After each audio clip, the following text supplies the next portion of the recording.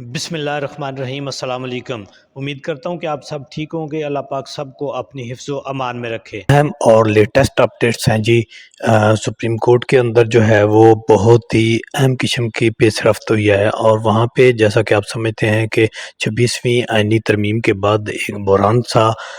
پیدا ہوا ہے سپریم کورٹ کے اندر، اور جو گزشتہ کچھ عرصے سے قاضی فیض عیسیٰ کی سپریم کورٹ کے حالات تھے وہی ابھی تک چل رہے ہیں۔ ایک توقع کی جاتی تھی کہ جب نئے چیف جسٹس آئیں گے تو شاید کچھ بہتری آئے گی، لیکن آئے دن سپریم کورٹ اپنے ڈیکورم کو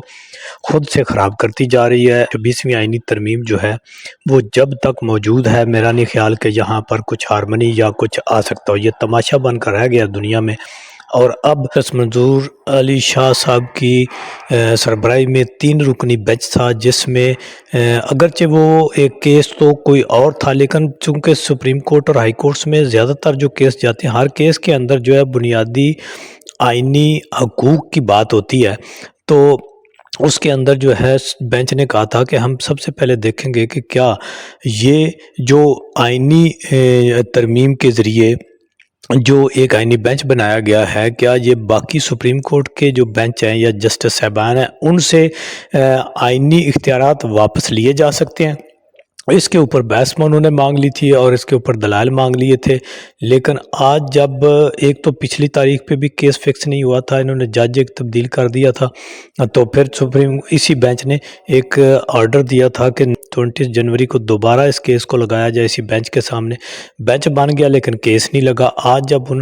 جو ہے کراچی سے بھی آئے ہوئے تھے وہ سینئر ترین جو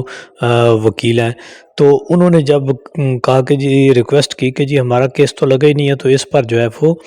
بینچ نے استفسار کیا، پھر انہوں نے رجسٹرار کو بلا لیا، سپریم کورٹ کے رجسٹرار کو یا ان کے جونیئر کہہ لیں،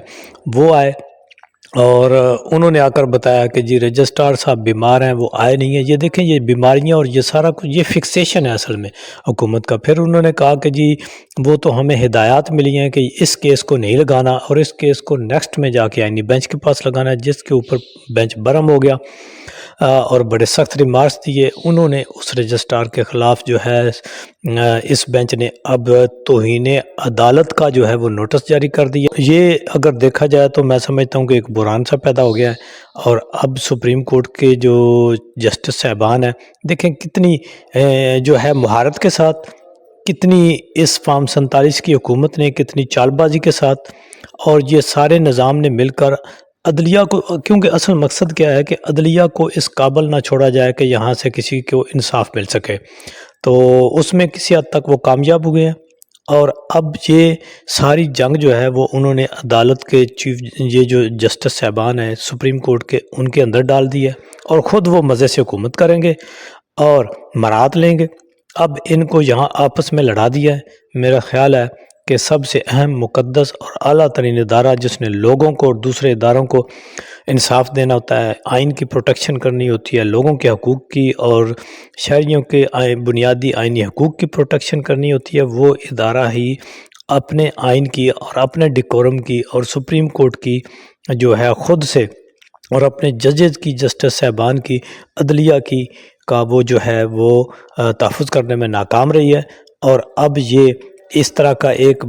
جو ہے جس طرح بچوں میں نہیں لڑائی ہوتی، ایسی لڑائی انہوں نے ڈال دی ہے، حکومت نے ان کے اندر ڈال دی ہے، تاکہ یہ اصل مقصد کیا تھا کہ حکومت کا مقصد یہ تھا کہ جو ہماری بے ضابطگیاں ہیں، جو ہماری سیاہ خرچیاں ہیں، جو ہمارے غیر آئینی غیر قانونی اقدامات ہیں ان کو نہ پوچھیں، یہ آپس میں لگا رہیں۔ تو اس میں وہ کافی حد تک کامیاب ہوئے۔ یہ بہت ہی میں سمجھتا ہوں کہ تشویشناک بات ہے، اور ادارے کو تباہ کر دیا گیا ہے، اور موجودہ چیف جسٹس اور آئینی بینچ بلکہ جتنے بھی جسٹس صاحبان اس سارے کچھ کو جنہوں نے ہونے دیا، خاموش رہے، سینئر وکلاء، یہ سب اس کے ذمہ دار ہیں۔ اور اب سے میرا خیال ہے کہ یہ ایک لڑائی جو ہے اس کا آغاز ہو گیا ہے، اگرچہ میں سمجھتا ہوں کہ اس کا انجام اچھا نہیں ہوگا۔